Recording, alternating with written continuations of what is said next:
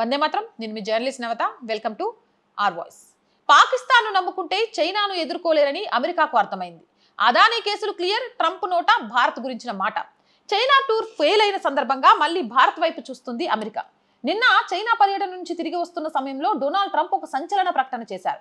ఆయన మాటల్లో చెప్పాలంటే, భారత్ మరియు పాకిస్తాన్ మధ్య జరిగిన ఆపరేషన్ సింధూర్ సమయంలో నేను సిస్ఫైర్ చేయించడానికి అస్సలు సుముఖంగా లేను, కానీ పాకిస్తాన్ పై జాలి చూపిస్తూ ఆ సిస్ఫైర్ కుదిర్చాం.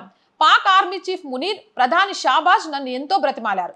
ఒకవేళ నేను ఆ సమయంలో జోక్యం చేసుకోకపోయి ఉంటే పాకిస్తాన్ ప్రధానమంత్రి ప్రాణాలతో మిగిలేవారు కాదు. ట్రంప్ చైనా పర్యటన పూర్తిగా విఫలమైన తరుణంలోనే ఈ వ్యాఖ్యలు రావడం గమనార్హం. చైనా దేశం ఎన్విడియా చిప్లను కొనుగోలు చేసే ప్రతిపాదికను పూర్తిగా తిరస్కరించింది. తైవాన్ విషయంలో కూడా చైనా అమెరికాకు అస్సలు లొంగలేదు. పైగా ట్రంప్ చైనాలో ఉన్న సమయంలోనే చైనాకు చెందిన ఒక నౌక ఇరాన్లో ఆయుధాలను అన్లోడ్ చేస్తూ పట్టుబడింది. దీనితో ట్రంప్ మరియు అమెరికాకు ఆసియా ఖండంలో మరోసారి భారతదేశం యొక్క అవసరం ఎంత ఉందో అర్థమైంది. చైనాతో ఎలాంటి ఒప్పందాలు కుదుర్చుకోవడంలో ట్రంప్ విఫలమయ్యాడని ఈ ప్రకటన మరియు దీని టైమింగే నిదర్శనం. పాకిస్తాన్ను నమ్ముకొని చైనాను ఎదుర్కోవడం సాధ్యం కాదని, దీనికి భారతదేశం లాంటి బలమైన దేశం, మోదీ లాంటి బలమైన భాగస్వామి అవసరమని అమెరికాకు స్పష్టమైంది.